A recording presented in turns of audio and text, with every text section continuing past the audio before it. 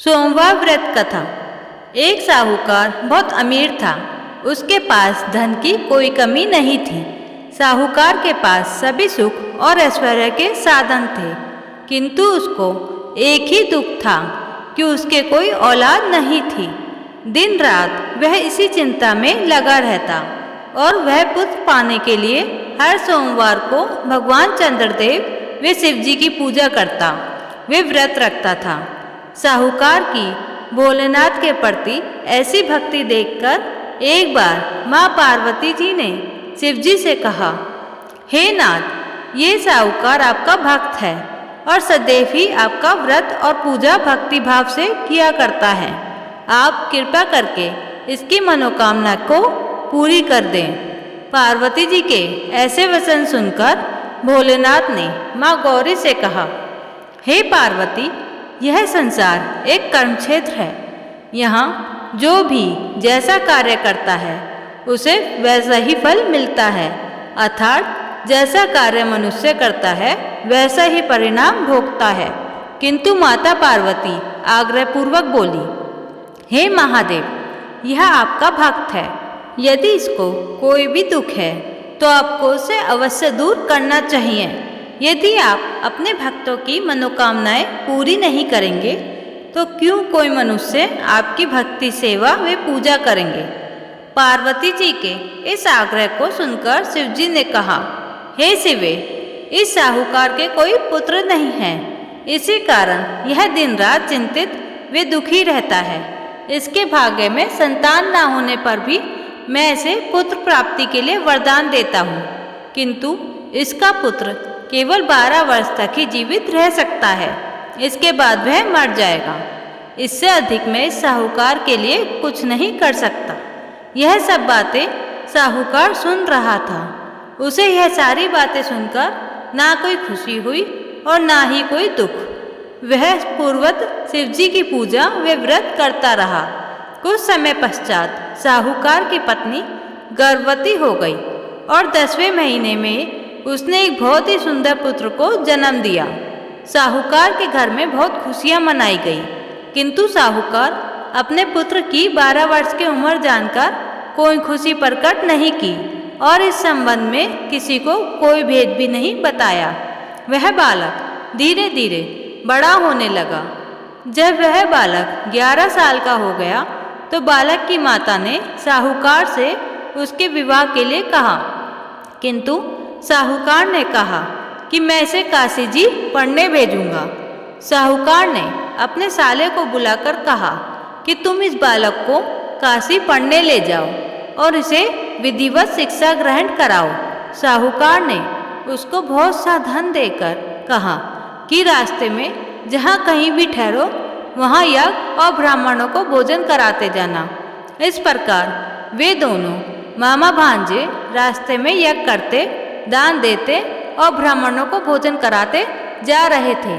रास्ते में एक शहर पड़ा। उस शहर में राजा की कन्या का विवाह था। एक अन्य राजा का लड़का बारात लेकर आया था, लेकिन वह एक आंख से काना था।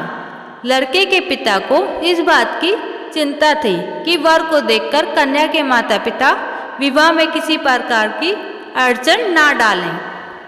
इसी कारण जब उन्होंने साहूकार के अति सुंदर बेटे को देखा तो उसके मन में विचार आया कि क्यों ना इस लड़के से विवाह का कार्य पूर्ण करा लिया जाए।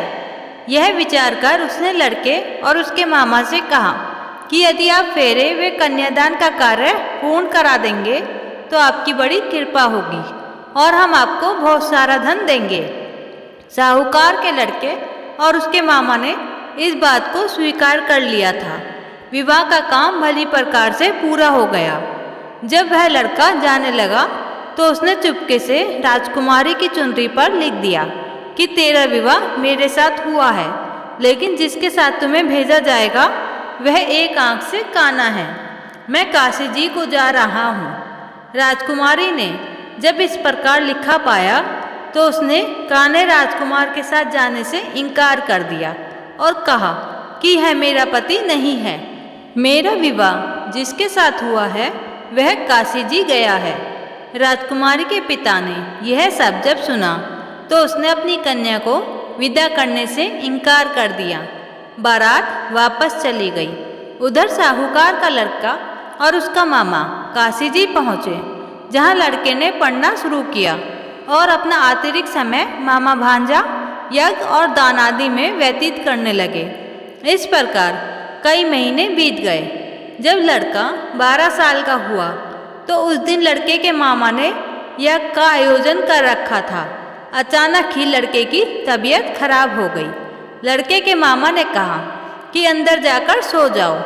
लड़का अंदर जाकर सो गया। थोड़ी देर पश्चात लड़का मर गया।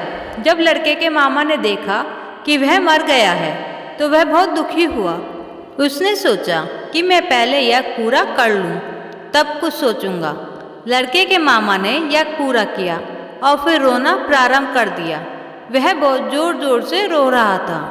संयुगवंश शिवजी और पार्वती जी उधर से जा रहे थे। पार्वती जी ने भगवान भोलेनाथ से कहा, हे नाथ, कोई दुखी व्यक्ति रो रहा है, उसके कष्टों को दूर कर दो। जब शिवजी और पार्वती जी वहाँ पहुँचे तो उन्होंने देखा कि वहाँ पर एक लड़का मरा हुआ पड़ा है। तब पार्वती जी ने देखते ही लड़के को पहचान लिया। पार्वती जी ने लड़के के मरने का कारण पूछा तो भोलेनाथ ने बताया, हे गोरा, इस लड़के की आयु इतनी ही थी, ये अपनी आयु पूरी कर चुका है। पार्वती जी ने विनम्र पूर्वक कहा, महाराज, कृपा करके आप इस लड़के को जीवित कर दीजिए, नहीं तो इसके माता पिता इसके वियोग में तड़प तड़प कर अपनी जान दे देंगे। माता पार्वती की बात सुनकर शिवजी ने लड़के को पुनर्जीवित कर दिया। शिवजी की कृपा से लड़का जीवित हो गया। शिव शंकर वे पार्वती जी शिवधाम चले गए। शिक्षा पूरी होने पर लड़का और उसका मामा पहले की तरह यज्ञ करते, ब्राह्मणों को भोजन तथा दक्षिणा देते हुए अपने घर की ओर चल दिए। रास्ते में दोनों उसी शहर में आए जहाँ पर उस लड़के की शादी हुई थी। वहाँ पहुँचकर दोनों ने यज्ञ करना शुरू कर दिया। जब वे दोनों यज्ञ कर रहे थे तो उस लड़के के ससुर यानी वहाँ के राजा ने, जो उधर से घोड़े पर बैठकर अपने सेवकों के साथ जा रहा था, उसने लड़के को पहचान लिया। राजा ने महल में ले जाकर उन दोनों की खूब सेवा की। कुछ समय राजा के महल में रहने के बाद लड़के ने राजा से जाने की अनुमति ली। राजा ने अपनी लड़की को लड़के के साथ विदा किया और साथ में बहुत सा धन एवं दास दासियों को भी भेजा। जब वे अपने शहर में आए तो लड़के के मामा ने कहा, पहले मैं तुम्हारे माता पिता को तुम्हारे आने की खबर सुना आता हूँ, तब तक तुम पत्नी सहित यहाँ आराम करो। ऐसा कहकर लड़के का मामा साहूकार को अपने पुत्र के आने की खबर देने चला गया। तब आकर उसने देखा कि उसके बहन और बहनोई छत पर बैठे हुए हैं और उन्होंने यह प्रण कर रखा है कि यदि उनका बेटा जीवित लौट आता है तो वे छत से नीचे उतर आएंगे, नहीं तो छत से कूदकर अपने प्राण त्याग देंगे। लड़के के मामा ने जब यह समाचार उन्हें सुनाया कि उनका लड़का जीवित लौट आया है तो उन्हें विश्वास नहीं हुआ। तब लड़के के मामा ने शपथ खा कर कहा कि आपका पुत्र अपनी स्त्री और बहुत से धन और दास दासियों सहित घर आया है।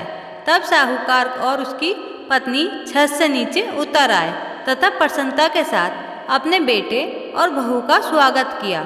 सभी प्रसन्नता के साथ रहने लगे।